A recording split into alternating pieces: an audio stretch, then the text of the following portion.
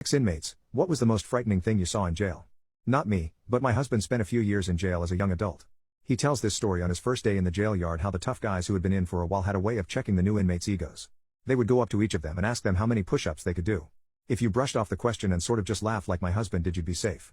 But not like my husband's friend Lenny. Lenny was in for some petty crime and had watched many prison movies because he thought he had to show everyone how tough he was. In this case, he tried to display it by claiming he could do 100 push-ups. All the tough guys acted impressed and started gassing him up to prove himself. Lenny dropped to the ground and started doing them. Everyone knew he couldn't get 100, so the other seasoned prisoners who weren't doing the interrogation looked worried. And Lenny was about to find out why. After he banged out maybe 30 push-ups, he looked dead like he couldn't do another one, but they pushed him really hard and he cranked out another 5-ish half reps. After he dropped to the floor, it started getting brutal for Lenny. He was completely flopped, belly first to the ground where he had just done his push-ups, and the biggest guy out of the instigators jumps up and lands, ass first, onto Lenny's back. Lenny was probably about 150 pounds and this dude that jumped on his was easily 230. Lenny grunted violently and there a distinct cracking noise that were Lenny's ribs breaking. After that, the other guys started violently kicking him on the ground, and since Lenny had just completely maxed out on push-ups, he had no energy to fight back. This was the trap they had set. It was very hard to watch.